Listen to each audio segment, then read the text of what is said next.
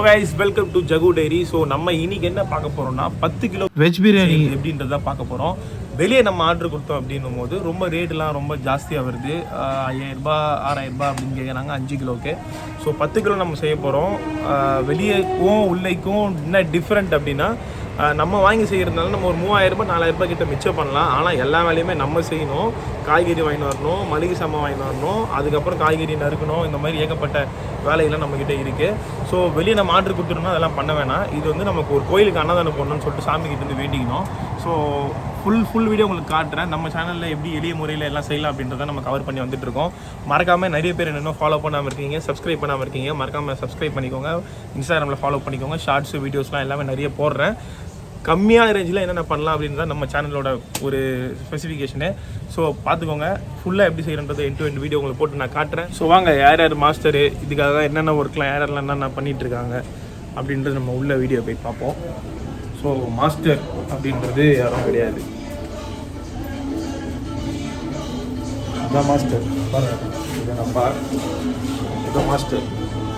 இது எங்கள் அம்மா காய்கறி அரிக்கிறது எல்லாம் இவங்க வந்து காய்கறி அரைச்சி விடுறது எல்லா வேலையும் அவங்க பண்ணுறாங்க. ஸோ ஸ்பாட்டுக்கு வந்துட்டோம். ஸோ இதுதான் நம்ம ஸ்பாட். ஸோ அரிசி 10 கிலோ. எத்தனை கிலோ பாயுது? 12 கிலோ அரிசி, பட்டை லவங்கம், லெமனு, உப்பு, கல் உப்பு, சில்லி பவுடர், சத்தி மசாலா சில்லி பவுடரு, புதினா, கொத்தமல்லி கட்டு, அப்புறம் வந்து பார்த்திங்கன்னா கேரட்டு, பொட்டேட்டோ, பீன்ஸு, பச்சை பட்டாணி ஊற வச்சுருக்கோம். கழுவி சுத்தமாக வெட்டி அரிசி நல்லா ஊற வச்சுருங்க. அந்த மாதிரி இப்போதான் ஊற வைக்கிற அரிசியா?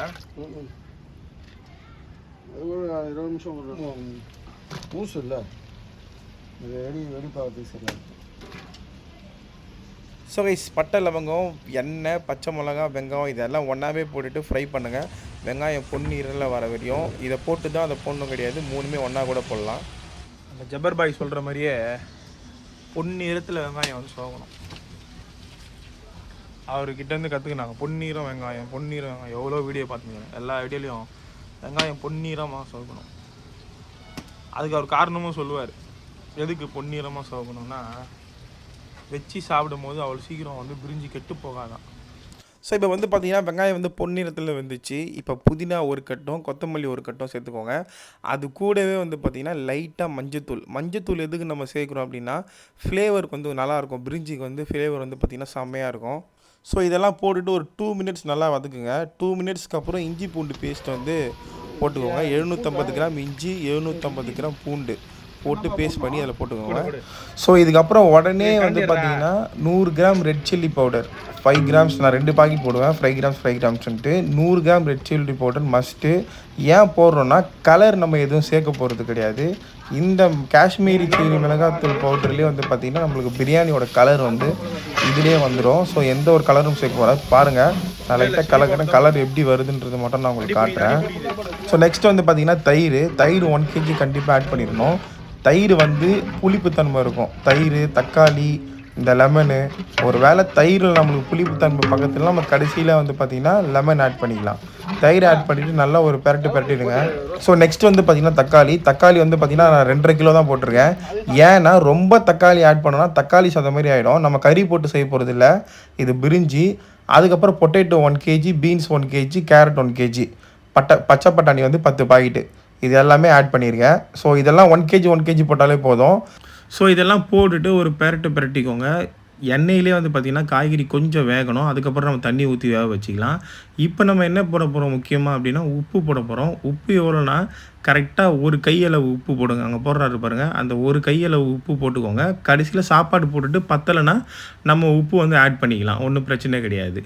பெரட்டிட்டு நல்லா பாருங்கள், நல்லா காய்கறிலாம் வெந்திருக்கு பாருங்கள். ஸோ கைஸ், இப்போ வந்து பார்த்திங்கன்னா காய்கறிலாம் நல்லா வெந்துடுச்சு. தண்ணி ஊற்ற போகிறோம். தண்ணி ஊற்றுறது தாங்க ஒரு பெரிய தலைவலியே. தண்ணி தான் முடிவு பண்ணோம், வேறன்னு சாப்பாடு வருதா இல்லை கொலன்னு சாப்பாடு வருதா அப்படின்றது. ஸோ இந்த இடத்துல நல்லா கவனிச்சிக்கோங்க. நான் அந்த டப்பாவில் 3 வாட்டி அரிசி போட்டேன். அப்போ நான் 6 வாட்டி தண்ணி ஊற்றணும். நீங்கள் ஒரு டப்பாவில் ஒரு வாட்டி அந்த தலையை வெட்டி அரிசி போடுறீங்க அப்படின்னா 1.5 கப்பு தண்ணி ஊற்றணும். மறக்காமல் நல்லா பார்த்துக்கோங்க. தண்ணி அதிகமாக ஊற்றினீங்கன்னா குழன்னு ஆகிடும். இப்போ நான் ஒன்று தான் ஊற்றிருக்கேன், மீதி பேலன்ஸ் 5 வாட்டி அந்த டப்பாவில் எடுத்து நான் ஊற்றணும். ஸோ இப்போ நான் என்ன பண்ண போகிறேன்னா தட்டை போட்டு மூடிட்டு கொஞ்சம் காய்கறி வேகிற வரையும் வெயிட் பண்ண போகிறேன். வெந்ததுக்கப்புறம் திருப்பி பேலன்ஸ் 5 தண்ணியை ஊற்றிட்டு சாப்பாடை போட்டு வேக வச்சு டம் போட போகிறேன், அவ்வளோதான். ஸோ 5 நிமிஷம் அப்புறம் பார்த்தீங்கன்னா நல்லா புகை வந்துச்சு. தட்டை திறக்கிறேன். திறந்து வந்ததுக்கப்புறம் வந்து பார்த்தீங்கன்னா காய்கறிலாம் நல்லா வெந்திருக்கா இல்லையான்னு செக் பண்ண போகிறோம். ஸோ வெந்ததுக்கப்புறம் பேலன்ஸ் இருக்க தண்ணியை ஊற்றி நல்லா கொதிக்க வச்சு சாப்பாடை போட்டு டம் போட வேண்டியது தான் வேலை. ஃபுல்லாக பாருங்கள் காய்கறி எப்படி வெந்திருக்குன்றது காட்டுறாங்க பாருங்கள். ஸோ இது கையில் எடுத்தோன்னா உருளைக்கிழங்கு வந்து பார்த்திங்கன்னா லைட்டாக தான் நசுங்கணும், ரொம்ப நசுங்கக்கூடாது, உருளைக்கிழங்கு தெரியாமல் போயிடும். ஸோ அப்புறம் பேலன்ஸ் இருக்க எல்லா தண்ணியும் மீதி 5 தண்ணி எடுத்து ஒன்று அதில் ஊற்றிடுறேன். ஊற்றிட்டு அரிசியை போட்டு டம் போட போகிறேன் பாருங்கள். இந்த நேரத்தில் நம்ம என்ன செக் பண்ணணும்னா உப்பு செக் பண்ணணும். அதை நான் அரிசி போட்டுட்டு ஒரு பெரட்டிட்டு சொல்கிறேன். இந்த கேப்பில் நான் செக் பண்ணி பார்த்த வரையும் புளிப்புத்தன்மை கொஞ்சம் கம்மியாக இருந்துச்சு. அதனால் நான் லெமனை கட் பண்ணி ஒரு 3 லெமனை வந்து அதில் ஆட் பண்ணிக்கிட்டேன். ஆட் பண்ணிவிட்டு க்ளோஸ் பண்ணிவிட்டு ஒரு 5 மினிட்ஸ் வெயிட் பண்ணுறேன். ஓகே, 6 வாட்டி நம்ம அந்த டப்பாவில் தண்ணி ஊற்றிட்டோம். ஊற்றினதுக்கப்புறம் நல்லா பாருங்கள் கொதிக்குது. கொதிக்கும் போது நம்ம வந்து ஊற வச்ச அரிசியை வந்து எடுத்துகிட்டு போடணும். அரிசி வந்து பார்த்திங்கன்னா நீங்கள் செய்ய போகும்போது மட்டும் ஊற வைங்க, அதுக்கு முன்னாடியெல்லாம் ஊற வச்சிடாதீங்க. இப்போ ஃபுல்லாக அரிசி எல்லாத்தையும் உள்ளே போட்டுட்டு நல்லா கொதிக்க வேணும். அரிசி போட்டதுக்கப்புறமும் கொதிக்க வேணும். இப்போ அரிசி போட்டதுக்கப்புறம் எனக்கு கொதிக்கலை. கொதி வரத்துக்கு நான் என்ன பண்ணுறேன், தட்டை போட்டு மூடிடுறேன். ஒரு 10 நிமிஷம் கழிச்சு கொதி வருதான்னு பார்ப்போம். ஈக்குவலாக ஆகணும் ரெண்டுமே. இப்போ பாருங்கள் ஒரு 10 நிமிஷம் ஆயிடுச்சு. ரெண்டுமே எனக்கு ஈக்குவலாக லைட்டாக வந்துடுச்சு. ஸோ லைட்டாக அப்படி கலரி விடுங்க. இங்கே ஒரு கலரு, அப்படி ஒரு கலரு. சாப்பாடு உடஞ்சிரும், உடையாமல் கலரணும். கலர் பாருங்கள், நான் கலரே சேர்க்கலை, மிளகாத்தூள் போட்ட கலர் அப்படியே இருக்குது. இப்போ வந்து பார்த்திங்கன்னா எனக்கு லைட்டாக ஈக்குவல் ஆகிடுச்சு. உங்களுக்கு நல்லாவே தெரியுது சாப்பாடோட இதுவும் அந்த தண்ணியோட அளவும் வந்து பார்த்திங்கன்னா கொதிக்க வந்து ஈக்குவல் ஆகிடுச்சு. ஈக்குவல் ஆகிடுச்சுன்னா ஒன்றுமே பண்ண தேவையில்ல. உப்பு செக் பண்ணிட்டு அப்படியே டம் போட வேண்டியதான். உப்பு பத்தலைனா உப்பு ஆட் பண்ணிக்கோங்க. எனக்கு உப்பு கரெக்டாக இருந்துச்சு, நான் ஆட் பண்ணலை. அப்படியே மூடிட்டு கீழே இருக்க கறியெல்லாம் எடுத்து மேலே போட்டு டம் போட்டு ஒரு 25 மினிட்ஸு அதை டிஸ்டர்பே பண்ணாதீங்க. போயிட்டு டீ குடிச்சிட்டு வாங்க, டிவி பார்த்துட்டு வாங்க, எதனா பண்ணிவிட்டு ரிலாக்ஸ் எடுத்துகிட்டு ஒரு 20 மினிட்ஸ்க்கு அப்புறம் வந்து நம்ம ஓப்பன் பண்ணி பார்ப்போம். ஓகே கைஸ், ஸோ 20 மினிட்ஸ் மேலே ஆகிடுச்சி. ½ அன் ஹவர் கிட்டே ஆகிடுச்சி. வேலை நிறைய இருந்ததுனால கேசரிலாம் செஞ்சோம். ஸோ ஓப்பன் பண்ணி பார்க்கலாம் எப்படி இருக்குன்ட்டு. பாருங்கள், பார்க்கும் போதே தெரியுது அரிசி எப்படி வரன்னு இருக்குன்னு சொல்லிட்டு.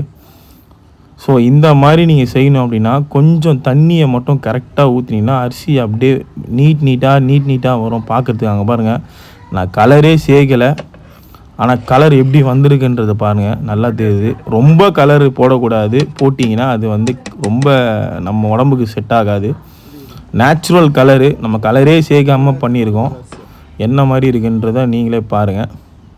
பொறுமையாக கேர் எடுத்துகிட்டு லவ் பண்ணி செய்யுங்க சமையலை, கண்டிப்பாக சூப்பராக வரும். அரிசியை பாருங்கள், கையில் எடுத்து காட்டுறேன் எப்படி நீட்டாக வந்திருக்குன்றதை பாருங்கள். அரிசி உடையவே இல்லை, நல்லா வெந்திருக்கு அரிசி.